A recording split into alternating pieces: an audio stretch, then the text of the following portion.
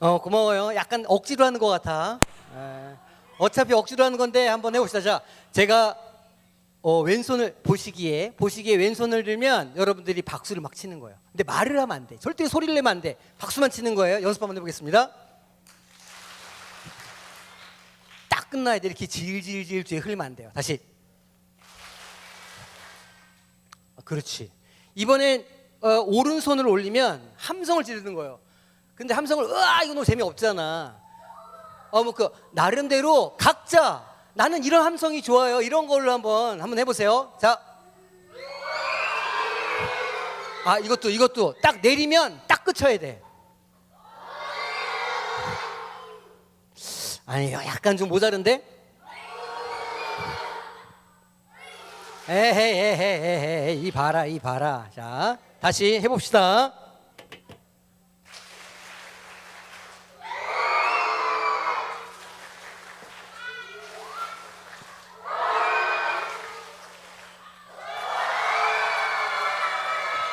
감사합니다. 이렇게 환영해 주시고 저를 박수해 주시고 반겨 주셔서 오늘 우리에게 좋은 시간이 될 줄로 믿습니다. 할렐루야.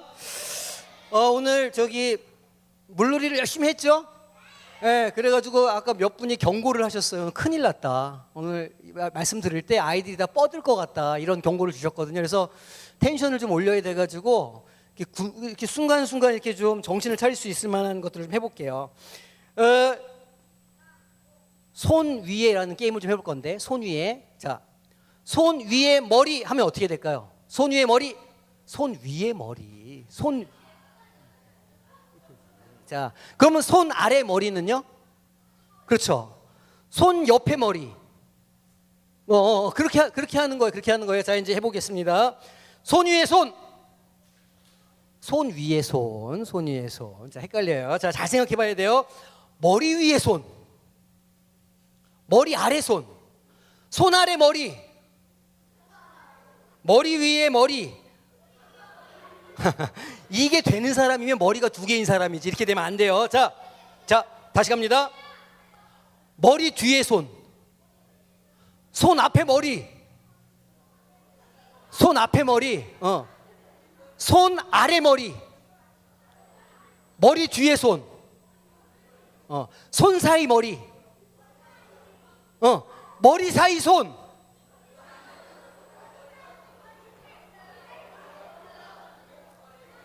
자, 침묵 묵지밥 한번 해봅시다. 침묵 묵지밥. 말을 하면 안 돼요. 이제 말을 하는 순간 혼나야 돼. 벌점이 있어요. 자, 묵은 차렷이야. 차렷. 찌는 앞으로 나란히. 빠는 열중시어. 자, 해보겠습니다. 자, 묵지밥. 묵 차렷. 이거 묵지밥 하지 말라고요. 자, 묵은 뭐라고요? 차렷. 가위는 뭐라고요? 앞으로 나란히. 보재기는 뭐라고요? 열중셔. 좋아요. 자, 묵지밥. 빠. 또 가위 낸다. 또 빠 하니까 또. 자, 묵 이렇게 차렷. 자, 찌. 빠. 그렇죠. 이제 말을 안 할 거예요. 이렇게 하나, 둘, 셋, 하나, 이런 리듬으로 합니다. 자,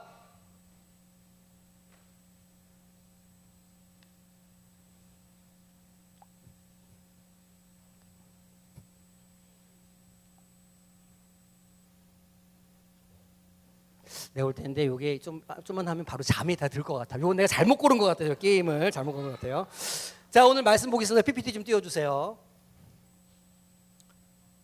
네, 오늘 말씀 제목을 다 같이 한 목소리 읽어볼까요? 자, 시작. 네, 오늘은 예배를 어떻게 우리가 드려야 되는지에 대해서 우리가 좀 얘기를 나눠볼 거예요. 어제는 우리가 어떤 주제로 말씀을 들었죠? 그래, 복음의 사람은 어떤 사람인가에 대해서 우리가 이야기를 했었어요. 오늘은 복음의 사람은 예배하는 사람이다, 이런 이야기거든요. 그래서 예배하는 사람은 어떤 사람인지를 오늘 살펴보려고 합니다. 오늘 성경 말씀 주제 말씀인데 우리 한 목소리를 읽어보겠습니다. 시작. 내가 하나님의 모든 자비하심으로 너희를 권하노니 너희 몸을 하나님이 기뻐하시는 거룩한 산 제물로 드리라. 이는 너희가 드릴 영적 예배니라. 로마서 12장 1절 말씀. 좋아요. 텐션이 좀 올라오고 있어요. 여러분들 야구 좋아합니까? 야구 안 좋아하는 야구를 좋아하는 사람들도 있어요. 야구는 롯데죠, 그죠? 롯데 자이언츠. 전준우 선수가 나올 때 부르는 전준우 응원가가 있어요. 뭔지 알아요? 우후. 몰라요? 전혀 몰라요? 야구장 안 다니는구나. 이렇게 하는 거예요. 우후 이렇게만 하면 돼요. 같이 한번 해볼까요? 시작. 우후. 그래, 말만 하면 재미없으니까 몸을 이렇게 약간 우후 이렇게 약간 리듬을 타시면 하시면 돼요. 다시 시작. 우후. 안 한다. 우리 어린이들만 해볼게요. 어린이들만. 우후 시작. 자, 이거 교회별로 한번 해봐야 되겠죠? 어디가 제일 잘하나 보겠습니다. 자, 남성교회, 가장 먼 데서 남성교회. 자, 시작. 그래요. 그렇게 하면 돼요. 조금 약한 것 같아, 그지? 씨앗교회 한번 해볼까요? 씨앗교회 시작. 선생님 저 야구장 좀 다녀보셨네. 내가 보니까 선생님. 자, 성민교회 한번 해봅시다. 성민교회 시작. 오케이, 됐어. 그만. 오케이. 그래요. 성광교회 한번 해볼까요? 성광교회 시작. 점점 갈수록 이렇게 시그러드냐. 자, 목사님이 우후 하면 여러분들이 이제 나중에 따라 하시면 돼요. 언제 할지 몰라요. 최근에 개봉한 영화 중에 엘리멘탈이라고 있어요. 자, 안 본 사람만 손 들어봐. 안 본 사람. 꽤 많다. 손 내려주세요. 안 본 사람들은 엄마나 아빠나 할머니나 할아버지나 삼촌이나 이모나 조카는 빼고 선생님한테 얘기를 해가지고 나를 이거 꼭 보여줘라. 다음 주까지는. 이렇게 얘기를 해야 됩니다. 알겠죠? 그 엘리멘탈에 대해서 엘리멘탈 얘기를 목사님 할 건데 약간 스포일러가 여기 있어요. 그러니까 스포일러가 싫은 사람은 귀를 막으면 돼요. 약간 얘기 좀 해볼게요.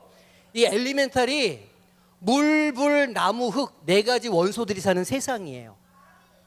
엘리멘탈이. 근데 여기 주인공이 둘이 나와요. 하나는 파이어랜드에 사는, 불의 나라에 사는 엠버라는 여자친구가 있어요. 성격이 불 같아. 열받으면 어떻게 되게요?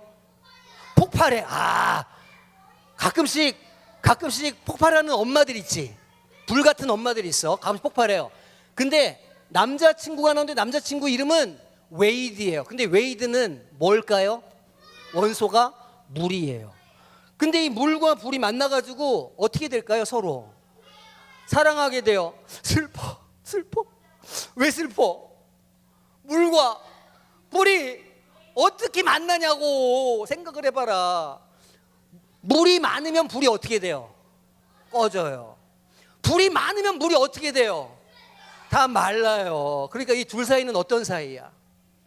가까이 하기에 미안해 모르지 미안하다. 가까이 하기엔 너무 먼 당신인 거예요. 이게 옛날 노래예요. 엄마 아빠는 다 아는 노래예요. 너무 먼 당신인 거예요. 그러니까 이 둘이 사귀고 싶고 사랑하고 싶은데 서로 못 만나. 이렇게 살짝만 닿으면 칙 하고 수증기가 만들어지면서 깜짝깜짝 놀래요. 그러다가 이 두 사람이 서로 만나는 계기가 생겨요. 그래서 둘이 결혼했는지는 모르겠는데 친한 상태로 영화가 끝나요. 자세한 내용은 영화를 보세요. 안 본 친구 너무 많아가지고 내용을 다 얘기를 못 하겠어. 양심상 전혀 어울리지 않는 것들이 있어요. 그죠? 예를 들면 지금 불이랑 물이랑 못 어울려요. 그죠? 그 다음에 물과 기름 어울릴 수 있을까요? 물과 기름을 한 통에다가 넣는 거예요. 근데 막 흔들어. 그럼 섞이겠죠? 섞이는 것으로 보이지만 조금 지나면 어떻게 될까요? 물과 기름으로 다시 분리가 돼요.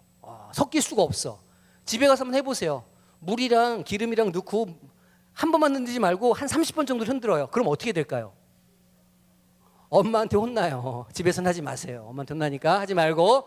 자, 그 다음에 좁쌀과 콩 같은 거 있잖아. 좁쌀콩 한 통에 넣어요. 막 흔들어.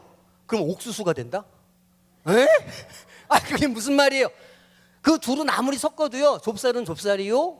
콩은 콩인 거죠. 두 개가 아무리 섞어도 섞어지지 않는 것들이 있어요. 그런데 이렇게 두 개가 만나가지고 서로 성질이 변해서 아예 새로운 물건이 나오는 게 있어요. 그런 걸 보고 우리가 어떻게 표현하냐면 케미가 좋아 이렇게 말해요. 그런 얘기 들어봤어요? 케미가 좋아. 그게 뭐냐면 화학 반응이 일어났다는 뜻이에요. 화학 반응이 일어나면 전혀 다른 두 개가 만나가지고 새로운 게 만들어져요. 제일 쉬운 게 뭐냐면 수소 분자 두 개랑 산소 분자 하나가 만나면 뭐가 만들어질까요? 그렇지. 엄청 똑똑하다니네. 산소랑 수소랑 기체고 눈에 보이지 않는 것이지만 두 개가 만나면 물이 만들어지는 거야. 그걸 보고 화학 반응을 일으켰다 이렇게 말해요. 그걸 보고 우리가 케미가 좋다 말하는 거죠. 그러면 사람 사이에도 케미가 있을 수 있겠죠. 되게 나랑 다른 사람이야. 되게 내가 미워하거나 나랑 전혀 다른 나라의 사람이에요. 근데 두 사람이 만나서 너무너무 친하게 지낼 수 있고 또 우리 아는 사람들이 지내는 것보다 새로운 일들이 많이 일어나. 그럼 그때 우리는 어떤 표현을 쓰냐면 케미가 좋아 이런 표현을 쓰는 거예요. 케미가 좋아. 그런데 중요한 얘기를 할 거예요. 그런데 진짜 어울릴 수 없는 존재가 있어요. 그게 누구냐? 바로 하나님과 인간이에요. 하나님은 신이잖아요. 세상을 창조하시고 거룩하시고 깨끗하시고 온전하신 분이 하나님이시고 사람은 어때요? 불완전하고 실수하고 넘어지고 자빠지고 코가 깨지고 머리가 깨지면서 피가 나고 이런 존재들이잖아요. 그래서 사실은 하나님과 인간은 케미가 일어날 수 있다 없다? 원래는 없어요. 원래는 케미가 일어날 수가 없는 거예요. 큰일이죠? 여러분들 교회 왜 왔어요? 누구를 만나러 교회 왔어요? 그래, 하나님 만나러 왔고 우리가 누구에 대해서 배워요? 하나님에 대해서 배워요. 찬양할 때 누구를 향해서 찬양해요? 하나님을 향해서 찬양해요. 근데 지금 목사님 뭐라고 그랬어요? 하나님과 인간은 케미가 일어날 수 있다 없다? 없다. 그럼 우리 지금 뭐 하는 거예요? 우리 여기 왜 와 있는 거예요? 피곤한데. 우리 교회 왜 다녀요? 우리는 예배 시간에 임재하는 하나님을 만나야 되고 우리 삶이 하나님의 것이 되어야 하고 하나님을 의지하고 살아야 된다고 배우고 그렇게 믿고 있는데 어쩔 TV 큰일 난 거예요. 이제 큰일 났어. 어떻게 하면 좋을까요? 그래서 그 얘기를 좀 해보려고 그래요. 어떻게 본질적으로 다른 하나님과 사람이 케미를 일으켜서 하나가 되고 관계가 맺어지고 서로 사이가 좋아질까, 이거를 여러분들한테 설명을 좀 해보려고 해요. 말씀 속으로 들어가 봅시다. 우후 해봤죠? 우후 해봅시다. 시작. 우후 우후. 목사님이 말씀하면 여러분들은 우후 하면 돼. 속으로 우후 이렇게 해봅시다.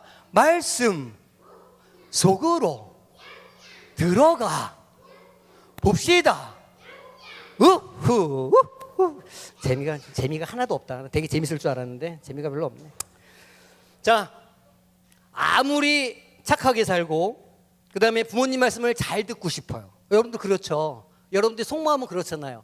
어버이날이 되면 목사님 아들과 딸이 다 컸어요. 이래 봐도 아들은 대학교 졸업반이고 딸은 지금 대학교 1학년이에요.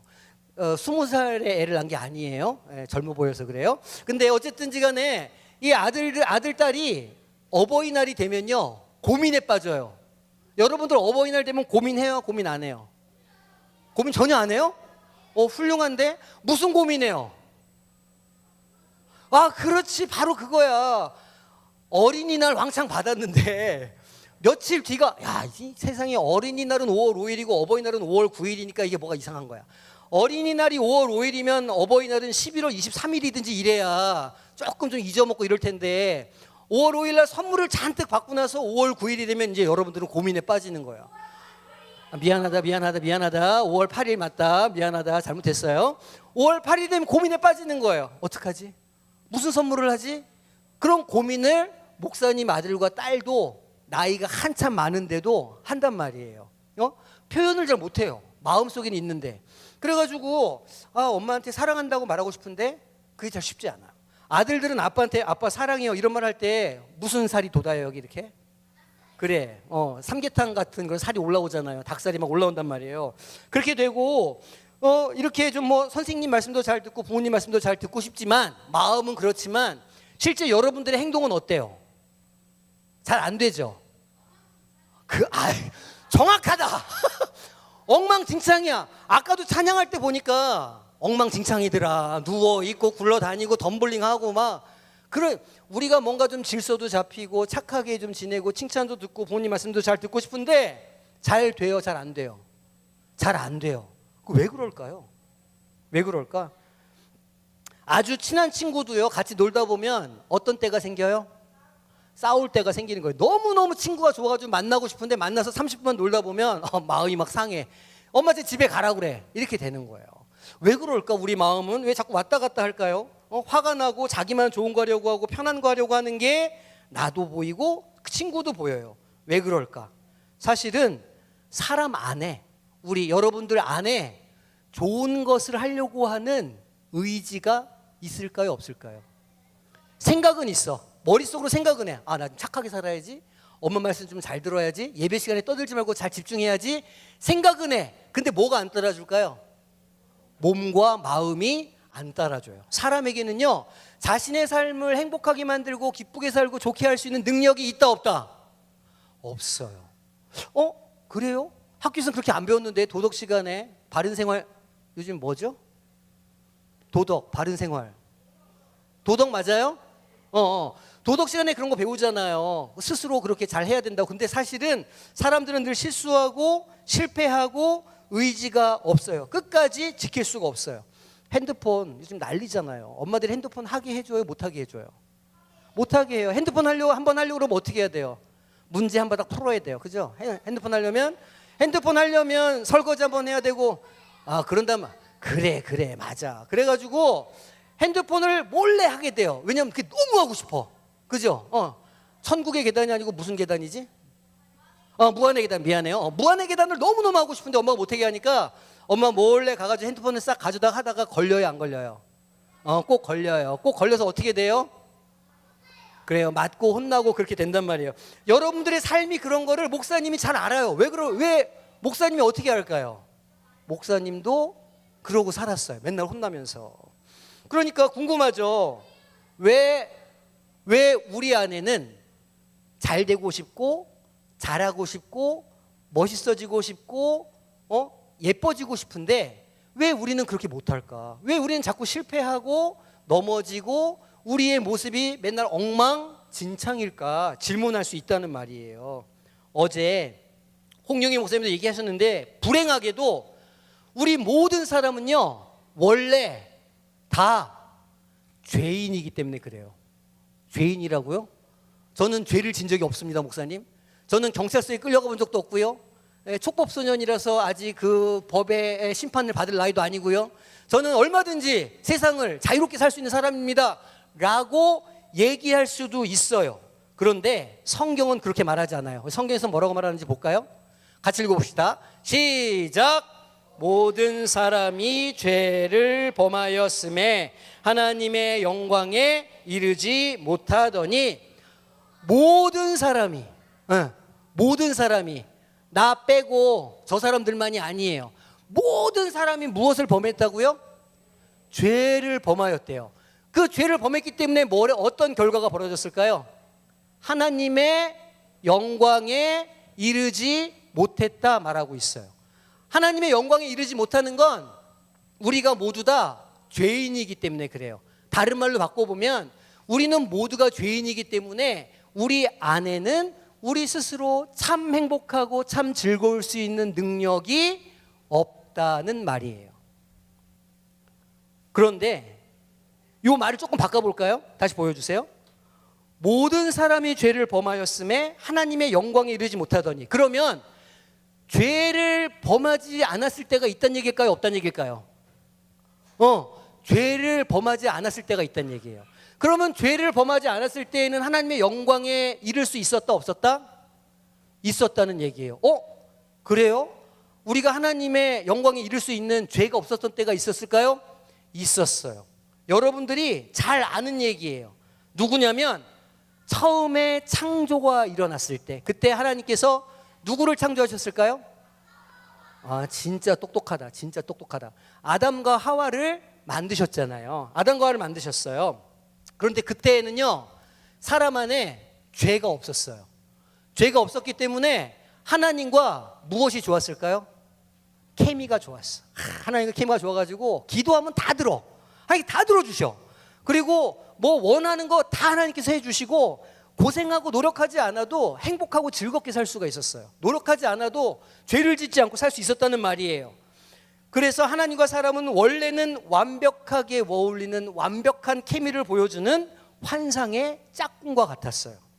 잘 알고 있는 얘기죠? 하나님은 에덴 동산에 있는 모든 것을 다 먹어도 된다 말씀하셨어요. PPT 보여주세요. PPT를 계속 띄워놔 주세요. 예. 하나님께서는 에덴 동산에 있는 거를 다 너희들이 누리고 먹어도 돼 하면서 딱 한 가지는 금지하셨어요. 뭐냐면 동산 한가운데 아주 예쁜 나무가 있어. 그 나무가 열매를 맺을 건데 그 나무는 선악과를 알게 하는 선악나무야. 그 나무의 열매는 절대로 먹으면 안 돼 말씀하셨어요. 처음에 아담과 하와는 그걸 먹으려고 했을까요? 먹지 않으려고 했을까요? 아니야. 처음에는 먹을 생각이 없었어요. 그냥 거기 있나 보다 한 거지 거기에 욕심이 생기지 않았어요. 전혀 욕심이 없었어요. 왜냐하면 다른 것도 맛있는 게 많았거든. 얼마든지 재미있게 행복하게 살 수 있어요. 그런데 짜잔, 사탄 마귀가 뱀의 모습을 하고 하와를 꼬신 거예요. 하와야, 일리 좀 와봐. 저 나무를 한번 볼래? 뭘 봐? 선악과를 한번 봐줄래? 선악과를 딱 봤어요. 그랬더니 사탄이 뭐라 그러냐면 어떻게 생긴 것 같아? 물어봤어요.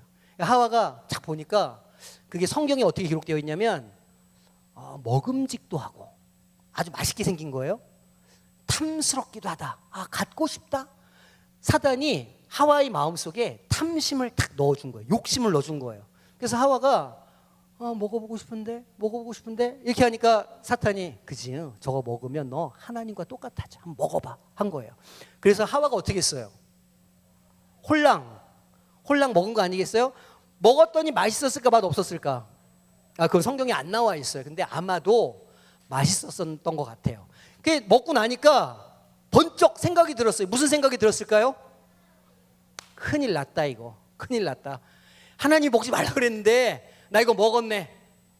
웃자면 좋노 하고 머리를 막 굴리기 시작했어요. 하와가. 나만 죽을 순 없지. 어떻게 했어요? 아담 일로 좀 와봐요. 왜? 이거 진짜 맛있어. 이거 좀 먹어봅시다. 이거 하나님 먹지 말라 그랬는데 글쎄 한번 잡숴봐. 그래서 아담이 어떻게 했을까요? 아담이 먹었어요. 아담이 먹고 나서 아담이 무슨 생각이 들었을까요? 큰일 났다. 우리 망했다. 이거 하나님 먹지 말라 그랬는데 뭘 깨달았어요? 자기들이 죄를 지었다는 걸 깨달았어요. 그 전에는 죄를 짓기 전에는 하나님이 보고 싶었을까요? 안 보고 싶었을까요? 맨날 하나님이 보고 싶었어요. 케미가 너무 좋았거든. 하나님 사랑해요. 하나님 저기 옆에서 나타나면 막 뛰어가서 하나님을 팍 안아. 하나님 사랑해요. 이렇게. 근데 여러분들 부모님한테 혼나는 잘못을 하면 부모님 보기가 좋아요? 나빠요? 학교에서 엄청 혼났어. 너 집에 가서 부모님 모시고 와. 이런 얘기 들으면 집에 가서 엄마 얼굴을 볼 수 있어요? 못 봐요? 그래도 보면 뻔뻔한 거야. 엄마 얼굴을 보기가 두려운 거예요. 잘못을 하면. 아담과 하와도 두려웠어요. 하나님이 어저께까지는 그렇게 좋고 보고 싶고 가까이 가고 싶었는데 죄를 딱 지고 나니까 하나님이 어떻게 느껴졌을까요? 무섭게 느껴졌어요. 두렵게 느껴진 거야. 그래서 아담과 하와가 어떻게 했어요? 숨었어요. 하나님이 쫙 동산을 거느시다가 아담과 하와가 안 보여요. 그래서 불러요. 아담아 불러요. 아담과 하와가 어떻게 했어요? 못 나가요. 못 나가. 왜 못 나갔어요? 나가면 혼날 것 같거든. 무섭거든. 그렇게 사랑하던 하나님이 너무너무 무서워져가지고 하나님 얼굴도 보기가 싫은 거예요. 여러분들 가끔씩 엄마한테 혼나면 엄마한테 그런 마음 먹을 때 있죠. 나 진짜 엄마 보기 싫다. 나 아빠 진짜 싫어. 내가 이놈의 집구석 나가고 말아야지. 그렇게 해도 24년 지나야 나갈 수 있답니다, 여러분. 엄마 아빠를 사랑해야 돼요. 그래서 막 피해 다녔어요. 하와의 마음속에 어떤 생각이 들었냐면, 야, 이거 어떡하지? 큰일 났네. 남편이 내 남자친구도 저렇게 만들고 우리는 이제 하나님한테 혼나야 되겠다. 그런 생각이 든 거죠. 그런데 여러분들이요, 우리한테도 그렇게 탐스럽고 보기도 좋고 먹고 싶은 게 있어요. 요즘 보니까 우리 우리 어린이들은 포켓몬 카드 이런 거에 아주 그냥 환장하더라고. 그죠? 포켓몬 카드 너무 좋죠. 막 이만큼씩 모으잖아. 금딱지 이런 것도 있더라. 포켓몬 금으로 만들어진 포켓몬 카드도 있던데 이런 거 막 친구들이 많이 갖고 있으면 어떤 마음이 들어요? 나도 갖고 싶다. 그죠? 우리 여자 조금 좀 이렇게 청소년에 가까운 우리 여자 우리 어린이들은 에뛰드 틴트 막 색깔별로 갖고 싶고 막 그러죠. 호수별로 다 색깔별로 갖고 싶고 이렇게 다 그런 마음이 들잖아요. 그런 걸 갖고 싶은 탐심이 생기는 거예요. 남자친구들 공, 뭐 축구공, 농구공, 탱탱볼, 야구공 아주 공이라 그러면 환장하는 친구들 있잖아. 공 사고 싶어가지고 날리고 축구화 사주세요, 뭐 사주세요 이런단 말이에요. 누가 친구가 이제 봐라 며칠 있으면 니네 친구들 중에 분명히 저 파리 생제르맹 유니폼을 입고 오는 친구가 생긴다. 그거 보면 어때요? 갖고 싶단 말이야. 나도 파리 생제르맹 몇 번이지? 19번입니까? 감사합니다 목사님. 나도 저 19번 새겨진 파리 생제르맹 유니폼 입고 싶다.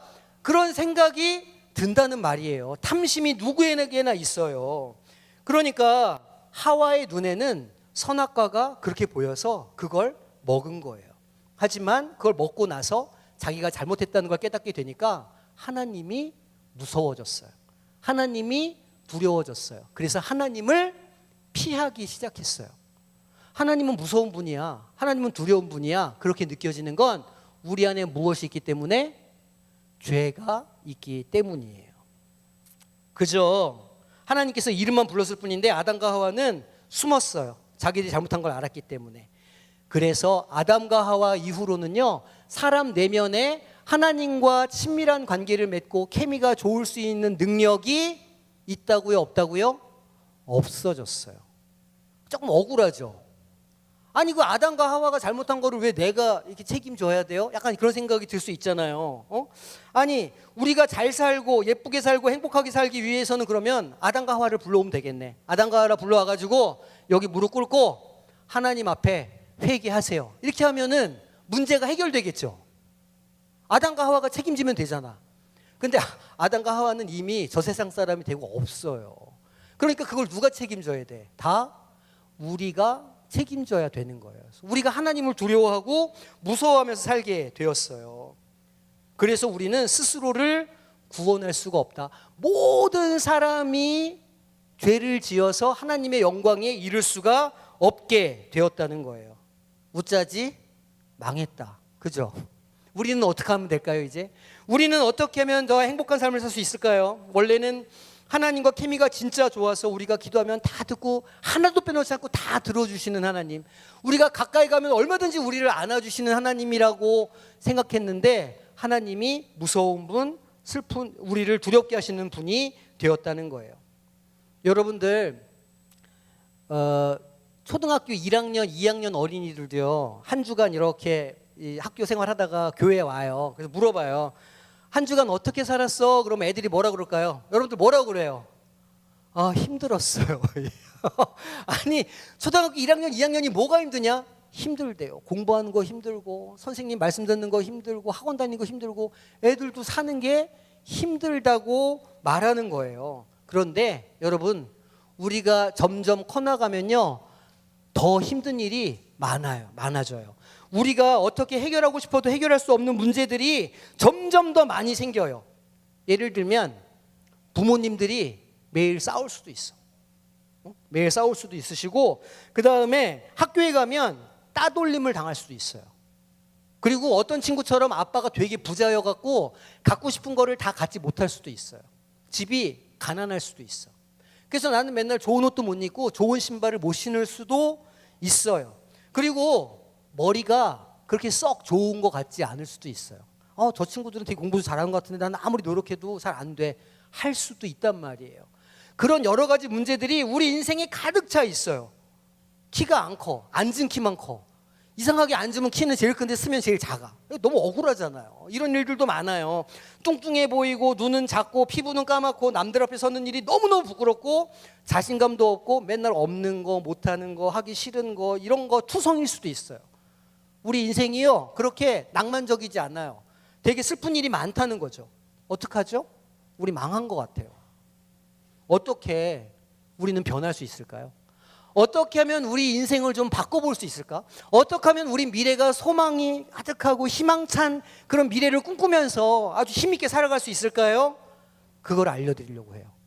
다행스럽게 아주 다행인데 성경은 우리한테 그렇게 살 수 있는 방법을 알려주고 있어요. 우리의 그 우울하고 재미없고 멍청할 것 같은 그런 인생을 어떻게 하면 신나고 재미있게 살 수 있는지를 성경이 그 길을 보여준다는 거예요. 망가진 하나님과의 관계, 하나님과의 케미를 일어나게 할 수 있다는 거죠. 그게 무엇이냐? 말씀을 보겠습니다. 같이 읽어봐요. 자, 시작. 하나님이 세상을 이처럼 사랑하사 독생자를 주셨으니 이는 그를 믿는 자마다 멸망하지 않고 영생을 얻게 하려 하심이라. 요한복음 3장 16절 말씀. 그래요. 자, 여기에서 지금 영생을 얻는다 이 말은요, 우리가 구원을 받는다는 말이에요. 영생을 얻는다는 말은 우리의 인생이, 우리의 삶이 아름답게 변해갈 수 있다는 뜻이에요. 영생을 얻는다는 것은 우리의 초라한 모습이 너무너무 아름답고 멋있는 모습으로 자랄 수 있다는 뜻이에요. 어떻게? 하나님을 그 믿는 자마다. 무엇을 믿는 자예요? 무엇을 믿는 자에게 멸망하지 않고 영생을 얻게 하는 은혜가 있다고 그래요 지금? 그를 믿는 자. 그가 누굴까요? 독생자. 독생자가 누구예요? 예수 그리스도. 예수님을 믿으면 영생을 얻고 우리의 삶이 변할 수 있다고 하시는데, 그럼 이제 궁금하죠? 그러면 예수님을 믿는 건 뭘까? 여러분, 예수님을 믿는 건 뭘까요? 예수님을 믿는 건 어떤 거예요? 예수님을 믿는다는 건 예수님께서 그 망가진 관계를, 깨어진 케미를 다시 회복시켜 주시는 분이라는 걸 믿는 거예요. 예수님이 나와 하나님과의 관계를 다시 아름답게 만들어주시는 분이시다라는 사실을 믿는 거예요. 예수님이 아니면 회복될 수 있을까요? 없을까요? 회복할 수 없어요. 독생자를 믿는 사람들에게만 가능한 일이에요. 그게 믿으면 되는데, 어저께 홍윤희 목사님이 강조한 게 있어요. 이것을 믿는 것이 바로 복음이에요.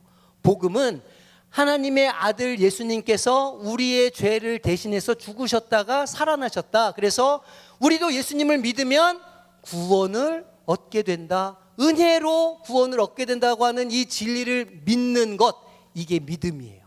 이 믿음을 여러분들이 가져야 돼요. 이게 굿뉴스죠. 예수님이 하신 일들을 믿으면 된다는 거예요. 자, 그러면 예수님이 하신 일을 우리가 다시 한번 살펴봅시다. 예수님이 하신 일은 간단하게 말하면 아담과 하와가 저지른 일을 회복하시는 거예요. 아담과 하와가 뭐 했어요? 사고치고 도망갔어요. 아담과 하와가 먹튀했어요. 누군가는 그걸 해결을 해야 되잖아요. 우리가 그걸 해결할 수가 없어가지고 다 죽어야 되고 우울하게 살아야 되고 슬프게 살아야 되는데, 그 문제를 해결해 줄 사람이 누구라는 거예요? 예수 그리스도시라는 거예요. 그래서 예수님께서 그 죄에 대한 대가를 치르셨어요. 아담과 하와가 받을 벌을 예수님께서 다 지고 치르시고 가셨어요. 그래서 원래 우리가 지러야 하는 죄가 있을까요? 없을까요? 그것을 다 지워주셨다는 거예요. 우리 어저께 성경 공부 시간에 여러분들 언약궤에 대해서 우리가 들어봤어요. 언약궤 기억나요? 언약궤 안에 뭐가 있었어요? 십계명이 있었죠. 그게 십계명이 있었기 때문에 언약궤라고 부르기도 하고 법궤라고 부르기도 하는 거예요. 언약궤 뚜껑은 뭐라고 불러요? 배웠죠? 언약궤 뚜껑. 뭐라고요? 언약궤 뚜껑은 속죄소라고 불러요. 속죄소가 무슨 뜻일까요?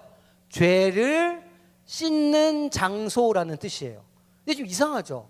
아니, 뚜껑이 왜 죄를 씻는 장소가 될까? 죄를 씻는 장소가 되려면 샤워기도 좀 있고 이렇게 뭔가 이렇게 몸을 씻어야 되는 그런 느낌인데, 그 언약궤 뚜껑이 죄를 씻어준다는 거예요. 이상한 내용, 이상한 말이죠. 이름이 되게 이상해요. 그 이야기를 좀 해볼게요. 자, 십계명은 에덴 동산 가운데 있는 선악과는 먹으면 안 돼라고 하는 것과 비슷한 명령이 그 안에 담겨 있는 거예요. 하나님을 믿는 백성들은 주일날 교회에 빠지면 안 돼. 안식일을 거룩하게 지켜야 돼. 하나님을 영화롭게 해야 돼. 하나님의 이름을 더럽히면 안 돼. 이런 몇 가지의 명령들이 십계명에 기록되어 있어요. 그러니까 그 명령은 어떤 거냐면, 아담과 하와가 선악과를 딱 따먹고 범죄해서 혼난 것처럼 십계명을 어기면 심판을 받아요. 죄를 지으면 십계명으로 인해서 죄인이 되고 그 죄를 반드시 책임져야 되는 거예요. 야, 니네들 맘대로 살지 말고 하나님을 사랑해야 돼, 이웃을 사랑해야 돼 라고 하는 계명이 바로 십계명이에요. 그게 언약궤 안에 있었어요. 그리고 그 언약궤 상자를 덮는 뚜껑이 속죄소예요. 구약시대에는요, 잘못을 하잖아요. 그럼 어떻게 해야 됐을까요? 잘못을 했어, 주일이 됐어, 교회에 가야 돼. 그러면 구약시대는 어떻게 했을까요? 양, 염소, 비둘기 이런 거 끌고 가는 거예요. 그래서 제사장한테 양이랑 염소랑 비둘기를 끌고 가면 제사장이 그 제물과 그 사람 머리에 대고 안수 기도를 해요. 어떤 안수 기도냐면, 하나님, 이 사람의 죄가 지금 이 양에게 전가되었습니다, 옮겨졌습니다, 기도를 해요. 그리고 죄가 이쪽으로 옮겨왔으니까 이제 양을 어떻게 할까요? 양의 목을 칼로 싹 베요. 그래서 피를 흘려요. 지금 양은 왜 죽었어요? 누구 죄 때문에? 양을 가지고 온 사람의 죄 때문에 양이 대신 죽었어요. 그걸 보고 제물이라고 불러요. 부자는 양도 끌고 오고 소도 끌고 오는데 가난한 사람은 비둘기를 데리고 왔어요. 닭털이 아니지, 미안해요. 비둘기 털을 막 뽑은 다음에 비둘기를 갈라가지고 피를 내고 나중에 살은 떠서 태워요. 번제단에 태우고 이렇게 하는 거예요. 그런데 1년에 한 번 대제사장이 그 양의 피를 받아가지고요, 성소 안으로 들어가는 거예요. 성소, 그림 다시 볼게요. 저기에 옛날에 성소, 말하자면 예배당이에요. 예배당이 두 칸으로 나눠져 있어요. 저 안에 지성소라고 하는 곳이 있는데 거기에 하나님의 언약궤가 들어가 있어요. 그러면 1년에 한 번 대제사장이 양의 피를 그릇에 담아가지고 저 지성소 안에 들어가는 거예요. 지성소 안에 들어가서 그 양의 피를요, 뚜껑, 속죄소에다가 뿌려요. 이상한 행동이죠? 양의 피를 속죄소 뚜껑에다가 막 뿌리는 거예요. 그게 어떤 의미가 있냐면 이런 거예요. 하나님께서 사람을 심판하실 때에는 그 율법을 바탕으로 심판하시는데 거기 써 있잖아요. 이런 거 잘못하는 거야, 이런 거는 죄 지은 거에 써 있잖아요. 그런데 양의 피로 그 율법을 가린다는 뜻이 있어요. 그래서 그 사람이 죄를 지었지만 그 양의 피로 율법의 뚜껑에 피를 발라서 하나님께서 율법을 보지 못하도록 눈을 가리는 거예요. 그게 제물의 피가 사용되는 방법이었어요. 그러면 이런 생각을 할 수 있죠. 그럼 우리도 죄를 지어서 문제가 지금 많으니까 주일날 교회 갈 때마다 우리도 제물을 가지고 가는 거예요. 그죠? 그래서 조금 잘 사는 사람은 양을 이제 한 마리씩 사와야 돼. 주일마다 양을 끌고 와요. 교회에 양을 다 끌고 와. 그리고 조금 좀 더 잘 사는 사람은 소를 끌고 와도 돼. 소를 끌고 와요. 교회에 딸랑딸랑 소 방울 달아가지고 다 끌고 와. 그러면 이제 교회 우리 목사님이, 아동부 목사님, 유치부 목사님이, 그래 왔니? 기도를 해줘요. 오늘 은유리의 죄를 양의 이 머리에 전가합니다. 기도를 해. 그 다음에 이제 목사님이 칼을 딱 예배 시간에 칼을 딱 꺼내가지고 양을 잡는 거야. 이렇게 목을 딱 따가지고 피를 받아요. 피를 쫙 받아가지고 주일마다, 그러면 교회가 피투성이가 되겠지. 이게 말이 안 되잖아. 비둘기, 난 좀 가난해서 비둘기를 가지고 올게요. 그럼 비둘기 갖고 오는 내내 뭐 해야 돼요? 비둘기 털을 뽑아야 돼. 불쌍한 비둘기 털을 계속 뽑아가지고 교회 오는 거예요. 와가지고 저 비둘기 갖고 왔어요. 그럼 목사님이, 그래 비둘기 갖고 왔구나. 비둘기 목을 이렇게 비틀어가지고 죽인 다음에 피를 먹어가지고, 야, 이렇게 하면 이거 예배가 안 될 것 같아요. 문제가 많잖아요. 그런데 죄를 사하려면 이 꼭 피가 필요하다는 거예요. 자, 같이 읽어봅시다. 시작. 율법을 따라 거의 모든 물건이 피로써 정결하게 되나니 피 흘림이 없은즉 사함이 없느니라. 죄 용서를 받으려면, 하나님과의 관계가 깨끗해지려면 누군가는 피를 흘려야 된다는 거예요. 누군가 피를 흘리지 않고 누군가 죽지 않으면 죄의 문제가 해결되지 않는다는 거예요. 누군가 나를 위해서 대신 죽어주지 않으면 나는 죽을 수밖에 없다는 거예요. 심각한 문제가 생기죠. 그러면 내가 살려면 내 친구를 제물로 바쳐야 될까요? 그럴 수는 없잖아요. 매주 양을 갖고 와. 죄를 한 번 짓는 것도 아닌데 이 문제를 하나님께서 해결해 주신 거예요. 독생자를 주셨으니 누구에게? 우리에게. 누구를 주셨다고요? 예수님을 주셨어요. 그래서 예수님이 어떻게 되었을까요? 예수님이 십자가 위에서 무엇을 흘리셨어요? 피를 흘리셨어요. 누구를 위한 피일까요? 여러분들을 위한 피예요. 목사님을 위한 피예요. 목사님이 구원받으려면, 목사님이 행복한 삶을 살려면 하나님과 관계가 회복되고 하나님께로 나아갈 수 있어야 되는데, 그거를 내 피를 내가 하고 내가 죽을 수 없으니 예수님께서 대신 십자가에서 피를 흘려주셨어요. 그래서 그 피를 우리가 뭐라고 부를까요? 예수의 보혈이라고 불러요. 귀한 피, 예수의 귀한 피. 예수의 흘린 피 날 정케. 예수의 흘린 피가 우리를 깨끗하게 하신다는 거예요. 그러면 오늘 우리는 어떻게 해야 될까요? 그 독생자 예수 그리스도 예수님을 믿는 거예요. 그를 믿는 자마다 뭘 믿는 거예요? 예수님이 나를 위해서 대신 보혈을 흘려주셨다는 사실을 믿는 자들에게 영생을 주시겠다고 약속해 주시는 거예요. 여러분들은 뭐만 하면 돼요? 믿으면 돼요. 뭘 믿어야 돼요? 예수님이 나를 위해서 십자가에서 보혈을 흘려주셨다. 그래서 우리는 심판받지 않는다라는 깨달음을 갖는 거예요. 우리가 매 주일날 예배 나가는 예배 나가서 하는 일이 뭔가요? 그거를 다시 기억하는 거예요. 내가 교회 가서 예배를 드리면 하나님과 바른 관계를 맺어야 되는데 그 사이에 예수님께서 십자가의 보혈로 다리를 놔주셨구나. 내가 그 다리를 건너서 하나님을 만나는구나. 내가 죽을 수밖에 없는 죄인이지만 그 다리를 넘어서 하나님의 은혜로 예수 그리스도를 믿음으로 구원을 받는구나 라는 사실을 매일매일 되새기는 것, 그게 예배의 자리예요.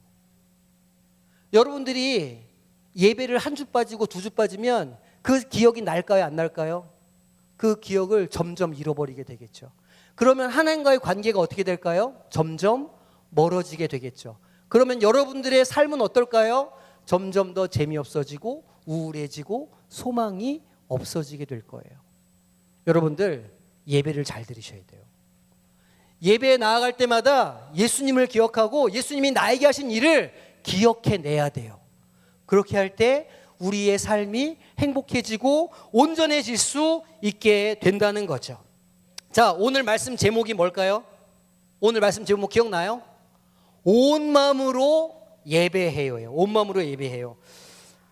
오늘 말씀에는 너희 몸을 하나님이 기뻐하시는 거룩한 산 제물로 드려라 말씀하셨어요. 그 말은 예배를 통해서 예수님을 믿고 예수님을 구하고 예수님을 찾으라는 얘기예요.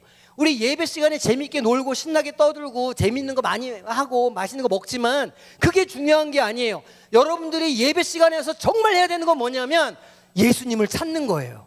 예수의 보혈을 기억해내는 거예요.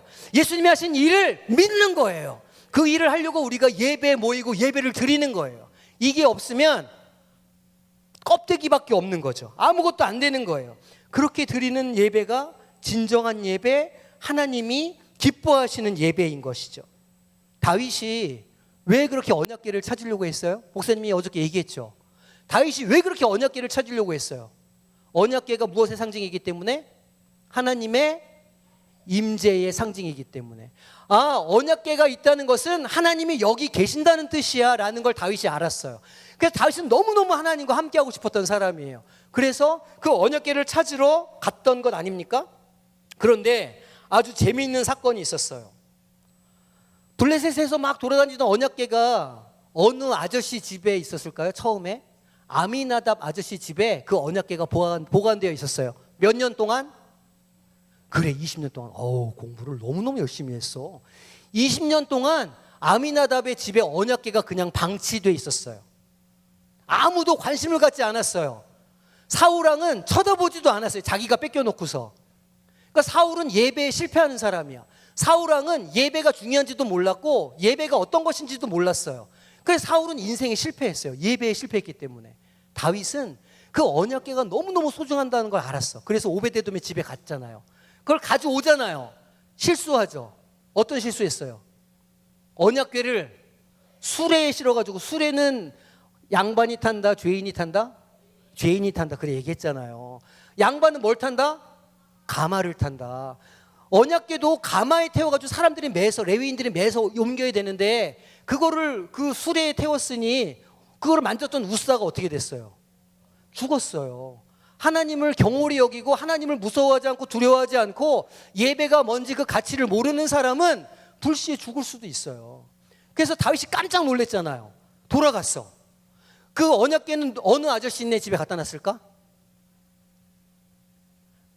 그 옆에 있던 누구네 집에 맡겼어? 가드 사람 누구? 그렇죠. 오벳 에돔의 집에 언약궤를 맡겨놨어요. 그런데 몇 달이 흘렀을까요? 3달이 흘렀는데 놀라운 소식을 다윗 왕이 듣게 돼요. 같이 읽어봅시다. 시작. 여호와의 궤가 가드 사람 오벳 에돔의 집에 3달을 있었는데 여호와께서 오벳 에돔과 그의 온 집에 복을 주시니라. 사무엘하 6장 12절 말씀. 아멘. 자, 되게 중요한 내용이에요. 이것만 기억하면 돼. 오벳 에돔과 그의 온 집에 무엇을 주셨다고요? 복을 주셨다. 언약궤는 누가 맡고 있었어? 오벳 에돔 한 사람이 그걸 맡고 있었어요. 근데 하나님께서 복을 어떻게 부어주셨어? 온 집안에 오벳 에돔의 아빠, 오벳 에돔의 엄마, 오벳 에돔의 삼촌, 이모, 당숙, 사돈의 팔촌, 온 집안에 다 복을 부어주셨어요. 어떻게 된 일이야?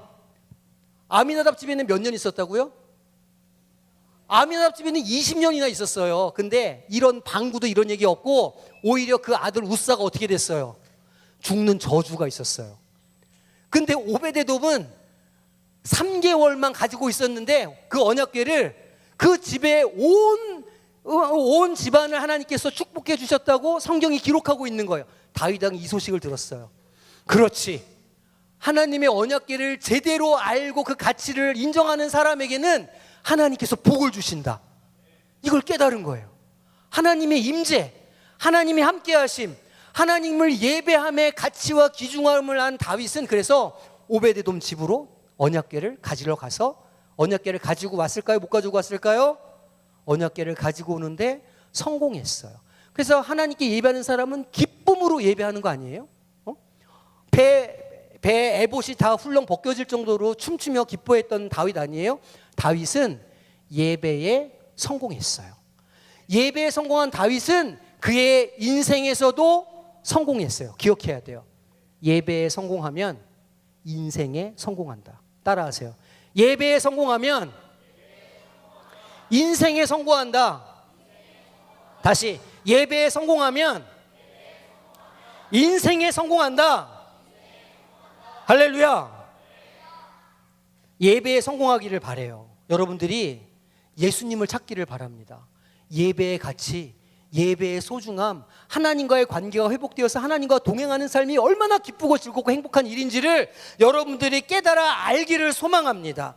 꿈꾸고 소망하고 매일매일 예수님을 찾고 구하는 예배자가 되시기를 바라요. 그래서 목사님 딱 2가지를 권면할 거예요. 첫 번째, 예배를 소중히 여기세요. 주일날 예배 그거 뭐 참 5분 정도 늦게 가도 되지. 예배 귀찮다. 이번 주 안 가고 그냥 다음 주에 가면 되지. 자꾸 오라고 그래. 선생님 자꾸 전화하고. 그러지 말아요. 그게 얼마나 소중한 공간이고 소중한 시간인데 예배에 성공하면 어떻게 된다고요? 인생에 성공한다고. 근데 어떻게 예배를 그렇게 만홀히 여길 수가 있어? 하나님 만나는 장소, 하나님 만나는 시간을 어떻게 그렇게 아무런 생각 없이 앉아 있을 수가 있냐고요. 말이 안 되잖아. 여러분들이 그 가치를 알기를 바래요. 예배를 언제 드립니까? 주일날 교회 예배 시간에 예배 드리죠. 예배 드릴 때 기쁘고 즐겁고 감사하게 온 마음을 다해서 예배를 드리시기를 바래요. 그런데 주일 교회에서만 예배를 드릴 수 있어요? 교회에서만 예배 드리는 거예요? 아니죠. 우리 김준 목사님 첫째 날 뭐라고 그랬어요? 누구야? 손 좀 들어봐라. 훌륭하다. 어느 교회? 동안. 야, 박수. 야, 할렐루야. 제가 은혜를 다 받았어요 지금. 고마워. 고맙다 친구야. 그래. 이렇게 예배, 일상 삶에서도 예배를 드려야 돼요. 가장 쉽게 일상에서 예배를 드릴 수 있는 게 뭐냐면 집에서 엄마랑 예배 드리는 거예요. 그렇지. 가정 예배 찬송가 한 장 부르고 좋아하는 복음성가 부르고 말씀 읽고 기도하는 거예요. 그렇게 가정에서 예배를 드리는 거야. 그러면 그 가정에 누가 오실까? 하나님이 임재하셔요. 마치 거기에 하나님의 언약궤가 있는 것과 마찬가지야. 그러면 그 집이 그 자녀를 통해서 어떻게 될까요? 온 집안에 복을 주시니라. 이 역사가 일어나게 될 줄로 믿습니다. 교회와 가정에서 예배를 잘 드려서 하나님 마음에 꼭 맞는 다윗과 같은 사람이 되기를 소망합니다. 여러분, 예배에 성공하면 여러분들 인생에 별의별 일이 다 생깁니다. 믿어보세요. 에? 목사님이 기회가 되면 나중에 목사님을 한번 간증하겠지만 있을 수 없는 일이 목사님한테 일어났어요. 내가 이걸 얘기하고 싶지만 이거 얘기하면 오늘 2박 3일 밤 새야 돼서 내가 얘기 못해. 자, 목사님 따라하세요. 예배를 소중히 여기겠습니다. 우리 어린이들만 시작. 예배를 소중히 여기겠습니다. 그래요. 예배를 소중히 여기는 우리 어린이 되시기를 소망합니다. 자, 두 번째 권면은 뭐냐면 예배자가 되라는 거예요. 예배자가 되라. 예배에 참석하는 사람은 그냥 아무나 다 교회 안에 들어가서 예배 시간에 앉아 있다고 예배자가 아닌 거예요. 여기도 지금 많은 사람들이 앉아 있지만 여기 다 앉아 있다고 다 하나님의 말씀을 듣는 건 아니에요.